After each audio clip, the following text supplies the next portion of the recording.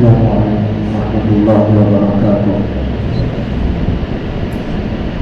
الحمد لله نحمده ونستعينه ونستغفره ونؤمن به ونتوكل عليه ونعوذ بالله من شرور أنفسنا ومن سيئات أعمالنا.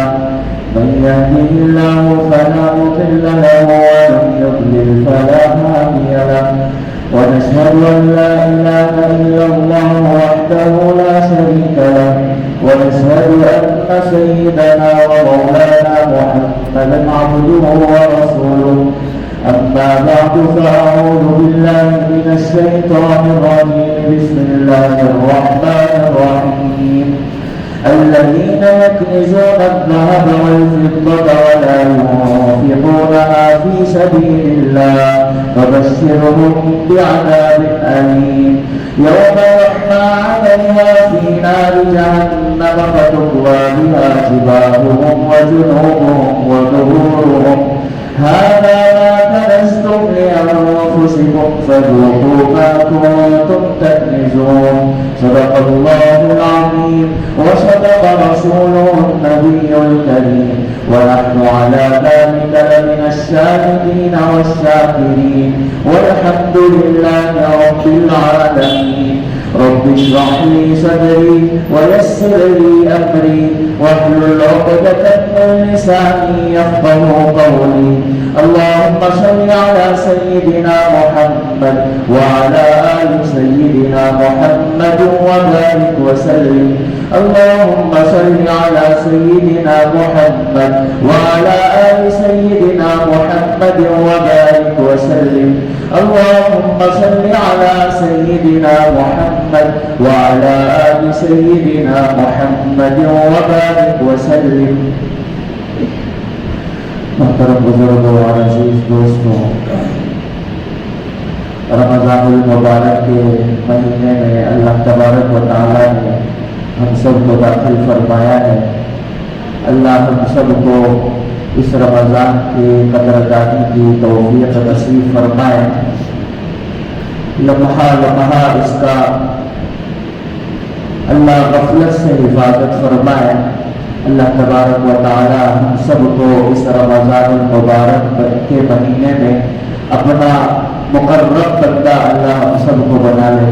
اللہ ہم سب کو خوب عمل کی توفیق نصیب فرمائے. رمضان المبارک کے مہینے میں جو سب سے زیادہ خالص عبادت کی جاتی ہے وہ روزے کی عبادت ہے. روزہ ایک ایسی عبادت ہے کہ جو بندہ صرف اپنے رب کے لیے کرتا ہے. اس میں دکھلاوا نہیں ہوتا، اس میں ریاکاری نہیں ہوتی. کیوں؟ اس لیے کہ روزہ جب بندہ رکھتا ہے تو وہ یہ جانتا ہے کہ کوئی مجھے دیکھ تو نہیں رہا لیکن میرا اللہ مجھے دیکھ رہا ہے. سامنے پیاس لگ رہی ہے، سامنے ٹھنڈا پانی رکھا ہوا ہے، کھانے کی اشیاء رکھے ہوئے ہیں، کھانے کی چیزیں رکھی ہوئی ہیں اور گھر میں کوئی موجود بھی نہیں ہے، پھر بھی بندہ ہاتھ بڑھاتے ہوئے یہ خیال کرتا ہے کہ میں تو روزے سے ہوں اور میرا اللہ مجھے دیکھ رہا ہے. ایسے ہی روزے کے متعلق اللہ تبارک و تعالیٰ نے فرمایا کہ الصوم لی وانا اجزی بہ، الصوم لی وانا اجزی بہ. یہ دو روایتیں بھی موجود ہیں کہ یہ ایسے روزے دار کے بارے میں اللہ فرماتے ہیں کہ یہ روزہ میرے لیے ہے اور میں خود اس کا بدلہ دوں گا. اور فرمایا کہ یہ روزہ میرے لیے ہے اور اس کا بدلہ میں خود ہوں. دو روایتیں بھی موجود ہیں، میں خود اس کا بدلہ دوں گا یا اس کا بدلہ میں خود ہوں. کتنی بڑی بات ہے. اللہ اس روزے کو صحیح روزے کے طور پر گزارنے کی توفیق نصیب فرمائے. اور اس کے علاوہ اس کے بالمخالف بعض روزے دار ایسے ہوتے ہیں جن کے بارے میں اللہ کے نبی علیہ السلام نے فرمایا کہ بعض روزے دار ایسے ہوتے ہیں جن کو سوائے بھوکا اور پیاسا رہنے کے کچھ ملتا ہی نہیں. وہ روزے دار کون ہے؟ حدیث میں اللہ کے نبی علیہ السلام نے اشارہ فرمایا وہ روزے دار وہ ہے جو روزہ رکھ کر لوگوں کو تکلیف پہنچاتے ہیں، وہ روزے دار وہ ہے جو روزہ رکھ کر لوگوں کی غیبت کرتے ہیں، وہ روزے دار وہ ہے جو روزہ رکھتے ہوئے جھوٹ بولتے ہیں، وہ روزے دار وہ ہے جو روزہ رکھتے ہوئے لوگوں پر بہتان باندھتے ہیں، لوگوں کو طعنہ دیتے ہیں، لوگوں کے دلوں کو توڑتے ہیں، لوگوں کو نقصان پہنچاتے ہیں۔ ایسے روزے داروں کے بارے میں اللہ کے نبی نے فرمایا کہ سوائے بھوکا اور پیاسا رہنے کے ان کو کچھ ملتا ہی نہیں، بجائے ثواب کمانے کے ایسے روزے دار الٹا گناہ کماتے ہیں، عذاب مول لیتے ہیں۔ اللہ حفاظت فرمائے۔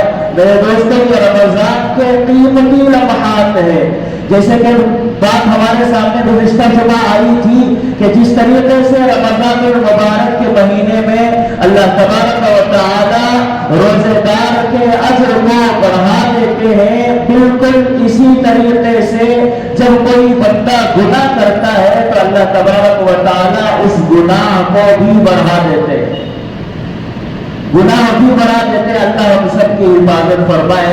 اس لیے روزہ رکھو تو اپنی زبان کو بند رکھو، زبان کو زیادہ، ویسے بھی اللہ کے نبی علیہ السلام نے پورے سال بھر کے لیے تاکید یہ فرمائی کہ جتنی خاموش رہے اتنا بہتر ہے، جتنا خاموشی اختیار کیا جائے اتنا بہتر ہے۔ اور حدیث میں اللہ کے نبی علیہ السلام نے فرمایا من صمت نجا، جس نے خاموش رہا، جو خاموش رہا اس نے نجات پائی، جو خاموش رہا اس نے نجات پائی۔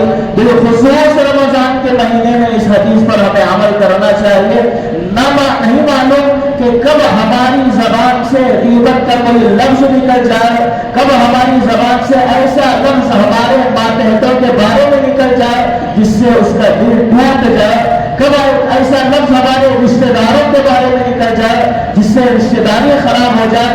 اس لیے رمضان کے مہینے میں، بالخصوص رمضان کے مہینے میں اس حدیث پر ہمیں عمل کرنا ہے کہ من صمت نجا، خاموش رہنا ہے۔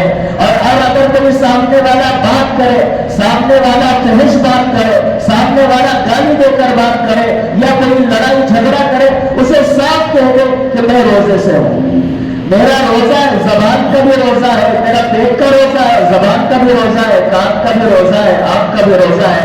آنکھ کا روزہ یہ ہے کہ میں اس آنکھ سے کبھی نامحرم کو نہیں دیکھوں گا، میں اس آنکھ سے کبھی غلط چیز نہیں دیکھوں گا۔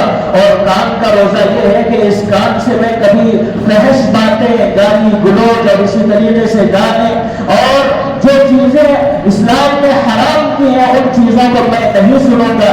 زبان کا روزہ یہی ہے کہ غلط بات نہ نکالیں، جھوٹ غیبت نہ نکالیں، اور اپنی زبان کا روزہ رکھیں، اپنے دل کا روزہ رکھیں کہ دل میں برے خیالات کو آنے نہ دے۔ تو انسان جب روزہ رکھتا ہے تو پورے جسم کا بھی روزہ رکھتا ہے۔ اللہ ہمیں ایسا روزہ رکھنے کی توفیق نصیب فرما دے، اللہ ہمیں ان باتوں پر عمل کی توفیق نصیب فرما دے۔ ایک عمل تو رمضان کے مہینے میں روزے کا ہوتا ہے۔ میری آواز صاف آ رہی ہے؟ آواز صاف آ رہی ہے نا؟ تو یہ رمضان کے مہینے میں ایک خاص عبادت تو روزے کی ہے، دوسری عبادت تراویح کی ہے۔ تراویح یہ سنت عمل ہے۔ اللہ کے نبی علیہ السلام نے رمضان المبارک کے مہینے میں اس تراویح کو پڑھا ہے۔ یہ سنت مؤکدہ ہے بلا عذر۔ اگر کوئی سفر میں ہے یا کوئی سخت بیمار ہے یا کوئی سخت بیمار ہے تو وہ اگر تراویح چھوڑ رہا ہے تو اس کے لیے کوئی بات نہیں ہے، لیکن کوئی عذر نہ رہتے ہوئے بھی اگر کوئی تراویح چھوڑ رہا ہے، یہ رمضان کے مہینے میں ایک تو ایک بڑے عمل سے محروم بھی ہے اور بلا عذر چھوڑنے کی وجہ سے وہ گنہگار بھی ہوگا۔ تو اس لیے تراویح کا عمل یہ سنت مؤکدہ ہے، اس کو اہتمام سے ادا کرتے رہیں، بلا عذر اس تراویح کو نہ چھوڑیں۔ سال میں صرف ایک مہینے میں یہ عبادت ہوتی ہے اور اس میں بھی ہم بہت کوتاہی برتتے ہیں۔ بدقسمتی کی بات ہے، بڑی محرومی کی بات ہے۔ اللہ ہمیں اس سے بچائے، اللہ ہمیں صحیح سمجھ کی توفیق نصیب فرمائے، اللہ ہمیں ہدایت نصیب فرمائے۔ میرے دوستو، جیسا کہ گزشتہ جمعہ بھی بات آئی تھی کہ رمضان المبارک کے مہینے میں 10 دن کی تراویح کا عمل ہوتا ہے، 15 دن کی تراویح کا اہتمام کیا جاتا ہے۔ لوگ اس تراویح میں شریک تو ہوتے ہیں لیکن اس کے بعد کی تراویح اپنی تجارت کے لیے چھوڑ دیتے ہیں، اپنے کاروبار کے لیے چھوڑ دیتے ہیں یا بلا عذر چھوڑ دیتے ہیں۔ میرے دوستو، یہ گناہ بھی ان لوگوں کو ہوگا جو لوگ 10 دن کی تراویح کا اہتمام کر رہے ہیں، اور یہ گناہ میں وہ بھی شریک ہوں گے۔ یا تو آپ ایسا کوئی نظام بنائیے کہ جن کا سفر ہو، باقاعدہ ان کی سفر کی مکمل تحقیق کر کے ان کو شامل کیجیے، ورنہ شامل مت کیجیے۔ آپ لوگوں سے گناہ کروا رہے ہیں۔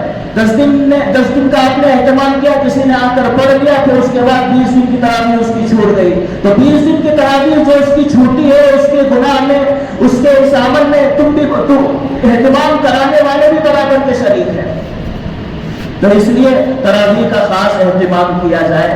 تیسری بات یہ ہے، رمضان المبارک کے مہینے میں اللہ کے نبی علیہ السلام کی تعلیم یہ ہے کہ اللہ کے نبی علیہ السلام رمضان کے مہینے میں انفاق زیادہ کیا کرتے تھے۔ انفاق کا مطلب یہ ہے کہ اللہ کے نبی علیہ السلام ہر مہینے میں آپ کی سخاوت جاری رہتی تھی، لیکن حضرت عائشہ رضی اللہ عنہا فرماتی ہیں کہ خصوصاً رمضان المبارک کے مہینے میں اللہ کے نبی علیہ السلام کی جو سخاوت تھی وہ ہوا سے بھی زیادہ تیز تھی۔ یعنی جتنے جو دوسرے ایام میں، دوسرے مہینوں میں آپ سخاوت کرتے تھے، رمضان کے مہینے میں آپ کی سخاوت زیادہ ہو جاتی تھی۔ تو اس لیے اللہ کے نبی علیہ السلام کی تعلیم یہ ہے کہ رمضان المبارک کے مہینے میں خوب صدقہ کیا کریں، اور اسی طریقے سے لوگ زکوٰۃ نکالتے ہیں اس مہینے میں، تو گزارش یہ ہے کہ اپنے مال کا مکمل حساب کر کے زکوٰۃ نکالی جائے۔ حدیث میں آتا ہے کہ اگر ہماری زکوٰۃ پوری نہ نکلے، زکوٰۃ کچھ باقی رہ جائے اور وہ حلال مال میں مل جائے، تو وہ زکوٰۃ اس حلال مال کو بھی برباد کر دیتی ہے۔ تو اس لیے ایک ایک روپیہ حساب کر کے زکوٰۃ نکالی جائے۔ جیسے میں نے خطبے میں آیت پڑھی، الذین یکنزون الذھب والفضة ولا ينفقونها فی سبیل اللہ فبشرهم بعذاب علیم۔ اللہ تبارک و تعالی فرماتے ہیں کہ جو لوگ سونا اور چاندی جمع کر کے رکھتے ہیں، ينفقونها فی سبیل اللہ، اللہ کے راستے میں خرچ نہیں کرتے، فبشرهم بعذاب علیم، اللہ فرماتے ہیں اے نبی جی ان لوگوں کو آپ خوشخبری سنا دیجئے۔ کیا خوشخبری ہے؟ جو لوگ سونا چاندی جمع کر کے رکھتے ہیں، خرچ اللہ کے راستے میں خرچ نہیں کرتے، اللہ نے فرمایا اے نبی جی خوشخبری سنا دیجئے۔ خوشخبری کیا ہے؟ فبشرهم بعذاب علیم، اللہ فرماتے ہیں کہ ان کو قیامت کے دن دردناک عذاب، ذلت والے عذاب کی خوشخبری سنا دیجیے۔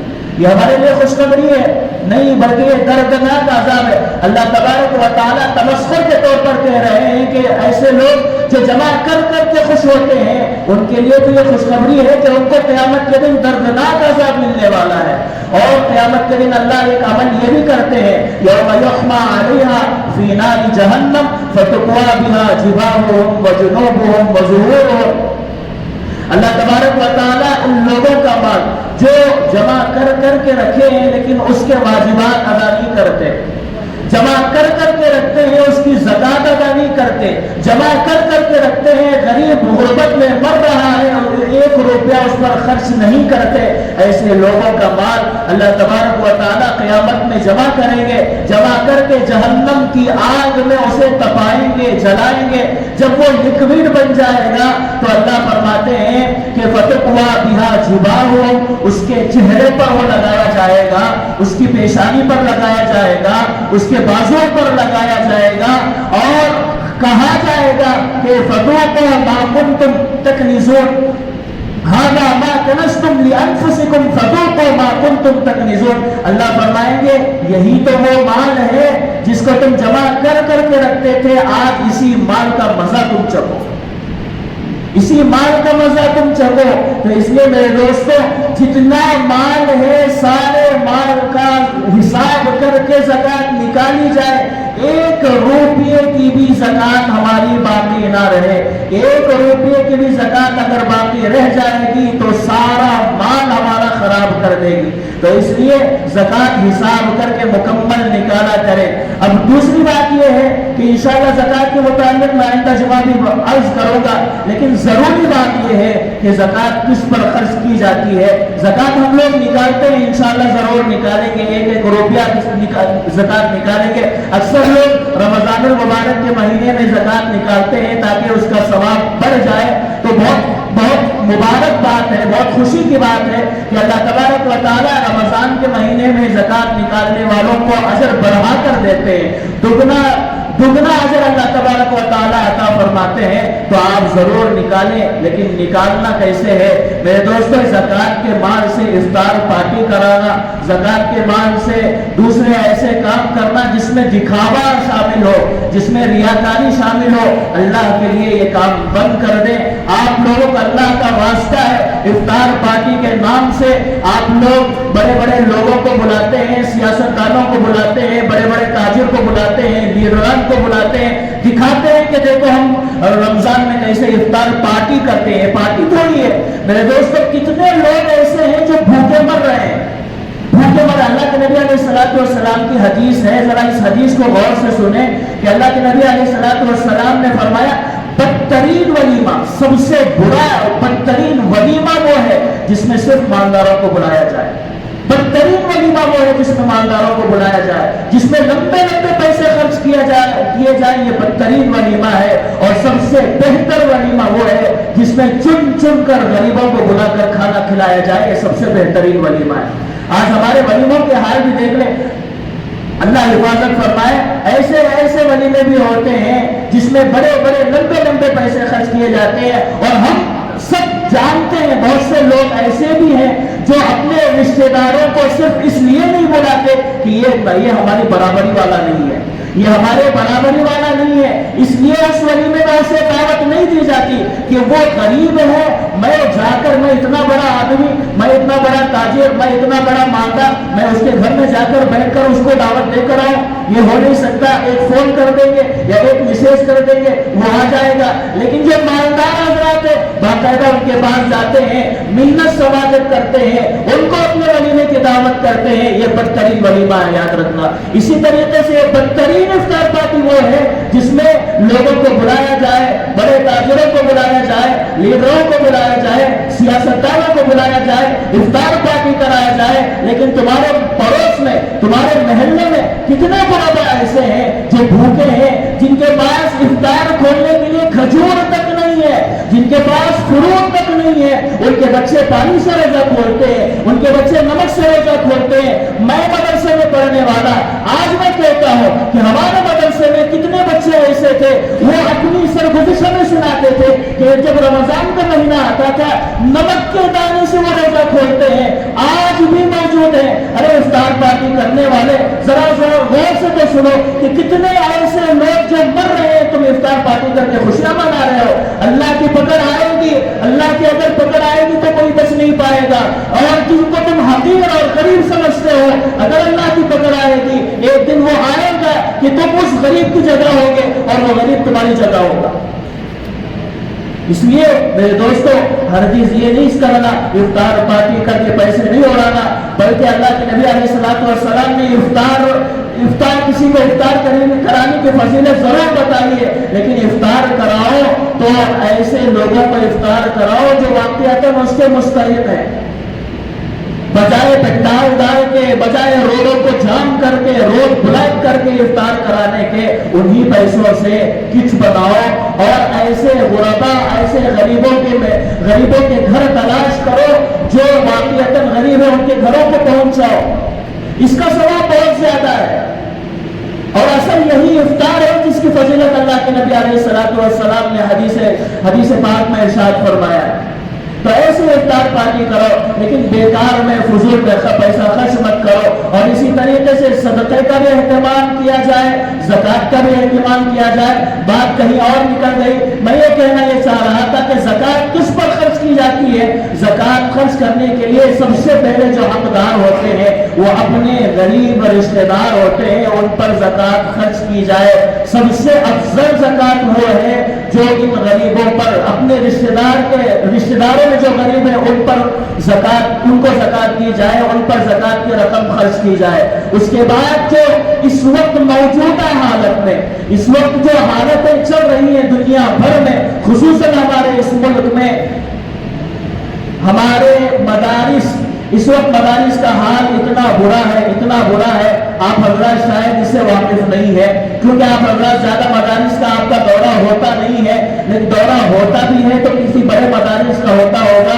लेकिन जो छोटे मदारिस हैं, जो गाँव और देहातों में चलने वाले मदारिस हैं, और इसी तरीके से खुसूसन हमारे इस मुल्क के मदारिस हैं, इतने खस्ता हालतों में इस वक्त चल रहे हैं। बड़े बड़े मदारिस की हालत भी इस वक्त इतनी खस्ता हो चुकी है कि बयान करने से बाहर है। कि बड़े मदारिस के बाद अहबाब ने आकर ये कहा कि हजरत कई महीने गुजर चुके, सही से हमने असातिज़ा को तनख्वाहें तक नहीं दी, कई महीने गुजर चुके। बड़े मदारिस की बात कर रहा हूँ, छोटे मदारिस की हालत तो और खराब होती है। बड़े मदारिस का जब नाम आता है तो लोग उठाकर दे देते हैं, छोटे मदारिस को लोग देते हैं, वो भी थोड़ा हाथ खींचते हैं कि ये छोटा ही तो मदरसा है, 500 की जगह 200 दे दो, 300 दे दो, काम हो जाएगा। लेकिन मदारिस की हालत बहुत खस्ता है। मेरे दोस्तों, मैं बारहा ये कहा करता हूँ कि आज जो दीन जिंदा है, आज जो शरीयत जिंदा है, आज हम शरीयत पर जो अमल आसानी के साथ कर रहे हैं, ये मदारिस का एहसान है, ये मदारिस ही की वजह से है।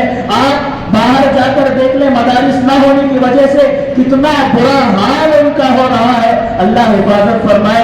मेरे दोस्तों, आज अल्लाह का हमें एहसान अदा करे कि हमारे इस मुल्क में मदारिस मौजूद है और मदारिस बाकायदा अपना काम कर रहे हैं। पैसा उनके पास नहीं है, लेकिन अपना काम मदारिस पूरी तरीके से कमा हक वो अदा कर रहे हैं। लेकिन हमारे इस वक्त जरूरत है कि मदारिस पर तवज्जो की जाए, मदारिस पर खर्च किया जाए। कई मदारिस का दौरा अल्हम्दुलिल्लाह अल्लाह ने करवाया। इस साल मैं आप हजरात को बताता चलूं कि अल्हम्दुलिल्लाह आसाम का भी सफर हुआ, आसाम के मदारिस को देखने का भी मौका मिला।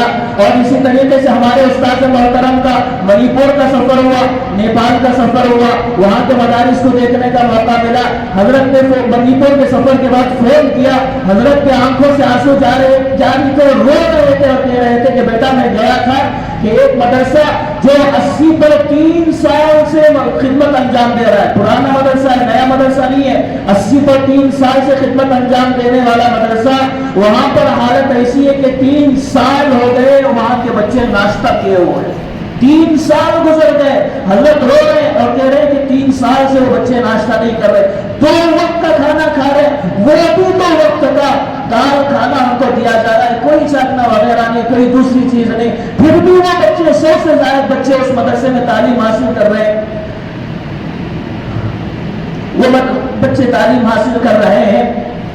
इतनी ज्यादा हालतें मदारिस की खराब है, हमें कोई उसकी तरफ तवज्जो ही नहीं है और हमें चाहते भी नहीं है कि मदारिस में क्या चल रहा है इस वक्त हमें देखने की भी जरूरत नहीं है। और हजरत ने फरमाया कि जो 2 वक्त का खाना उन बच्चों को मिल रहा है वो भी एक दुकान से बतौर कर्ज लिया जा रहा है, वो भी 8 लाख रुपए कर्ज उसको देना बाकी है। असातिज़ा की तनख्वाहों का क्या पूछना, कई महीने गुजर गए, असातिज़ा को तनख्वाहें नहीं मिली है। 80 को 3 साल पुराना मदरसा। आसाम में मैं खुद गया था, वहां जाकर देखा, आसाम की हालत आप जानते हैं, वहां की हुकूमतों की हालत आप जानते हैं, वहां के हालात इतने खतरनाक है। कई हजार मदारिस को बंद करने का उन्होंने इरादा कर लिया है और कई बंद हो भी चुके हैं, फिर भी वो लोग डट कर काम कर रहे हैं। और हालात ऐसी है कि आप यकीन नहीं मानेंगे कि बच्चों के जो खाने की हालत है, बच्चों के जो बिस्तरों की हालत है, बच्चों के जो रहने और कमरों की जो हालत है, इतनी खस्ता और पुराने कमरे जिसमें हम रहना गवारा ही नहीं करते। हमारे जो बाथरूम होते हैं वो ये बाथरूम के उतने ही बड़े दरसगाह एक रूम होती है जिसमें 5-5, 6-6 बच्चे सोते हैं। ऐसी हालतें हैं مدارس اتنی خستہ حالتوں میں مدارس چل رہے ہیں. دور کا تو چھوڑیے، بنگلور میں بھی جو مدارس ہیں، جو کئی مدارس ایسے ہیں جن کی حالتیں اتنی خستہ ہو چکی ہیں، ہماری توجہ اس طرف نہیں جاتی. میرے دوستو، اس وقت موجودہ حالت میں ہماری زکوٰۃ کے سب سے زیادہ مستحق یہ مدارس ہیں. سب سے پہلے اپنے رشتہ دار غریب، دوسرا سب سے زیادہ حقدار یہ مدارس ہیں. مدارس کو پختہ کر لو، مدارس کو مضبوط کر لو، ورنہ یہ مدارس اگر اللہ نہ کرے دنیا سے اٹھ جائے یا ہمارے اس ملک سے ختم کر دیا جائے تو لوگ دین کے لیے ترسیں گے اور دینداری کے لیے. جیسے ترکی میں علماء بیٹھے ہوئے، آپ حضرات کو معلوم ہونا چاہیے، سوٹ بوٹ پہنے ہوئے، چپل پہن کر مسجد میں آنے والے اور آ کر باقاعدہ ان کی ڈیوٹی ہوتی ہے 9 بجے سے لے کر 5 بجے تک. وہ 9 بجے سے 5 بجے کے درمیان 2 نمازیں آتی ہیں، 2 نمازوں کی وہ امامت کرتے ہیں، باقی نمازوں کے بعد مسجد کو تالا. اس وقت بعض جگہ کی حالت میں بتا رہا ہوں، اور یہ ترکی علماء بعض ممالک میں بھی ہے، وہاں جاننے والے کی حالت میں بتا رہا ہوں کہ صبح 9 بجے مسجد کھلے گی، شام میں 5 بجے مسجد بند ہو جائے گی، اس کے بعد کی نمازیں مسجد میں نہیں ہوتی. پوچھا گیا کہ حضرت نمازیں تو 5 ہیں، آپ 2 نمازیں پڑھا کے فارغ ہو گئے. کہنے لگے کہ مجھے حکومت صرف اتنی ہی ڈیوٹی دی ہے اور مجھے اتنی ہی ڈیوٹی کا پیسہ ملتا ہے. ایسے علماء پیدا ہو جائیں گے. اللہ حفاظت کرے، اللہ حفاظت کرے، اللہ ہمارے دین کی حفاظت کرے، اللہ ہماری شریعت کی حفاظت کرے. میرے دوستو، رمضان میں خاص طور پر اس رمضان میں اپنے زکوٰۃ نکالو. اگر آپ کو لگتا ہے کہ میں خود جا کر مدرسہ دیکھ کر زکوٰۃ کی رقم دے کر آؤں گا، ضرور جاؤ. ہر مدرسے کو جاؤ، جو مدرسہ آپ کو لگے کہ مجھے یہاں جانا چاہیے، ضرور جاؤ. وہاں کی حالتوں کو دیکھ کر آج جتنا ہو سکے تعاون کرتے ہوئے جائے. اور دوسری میری گزارش یہ ہے کہ ہر نماز میں الحمدللہ 3 نمازوں میں ہماری مسجد میں اعلان ہوتا ہے، دوسری نمازوں میں دوسرے مساجد میں 5 وقت میں اعلان ہوتا ہے.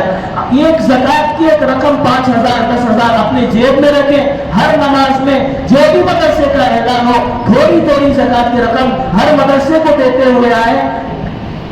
جیسے جمعہ میں آ گئے تو ایک موٹی رقم یا جتنا ہو سکے آپ ایک رقم جیب میں رکھ کر لے کر آئے. فجر میں آ رہے ہیں، ظہر میں آ رہے ہیں، عصر میں جو بھی اعلان ہو رہا ہے اس مدرسے کے لیے زکوٰۃ کی یا صدقے کی رقم ضرور دے کر جائے. میں اپنی بات کو ختم کر دیتا ہوں. ایک زمانہ ایسا تھا، حضرت اشرف علی تھانوی رحمۃ اللہ علیہ، حضرت محمود الحسن گنگوہی رحمۃ اللہ علیہ، یہ بڑے اولیاء تھے.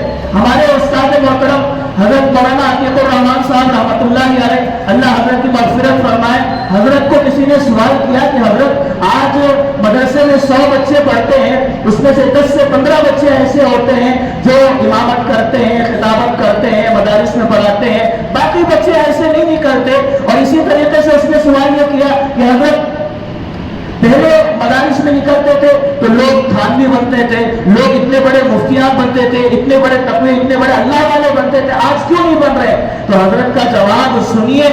حضرت نے فرمایا کہ اس وقت جو مدارس ہوتے تھے، اس وقت جو مدرسے ہوتے تھے، مدرسے کو لوگ اپنے حلال پیسوں میں سے لا کر مدرسے میں اپنے بچوں پر اپنے حلال پیسے خرچ کیا کرتے تھے.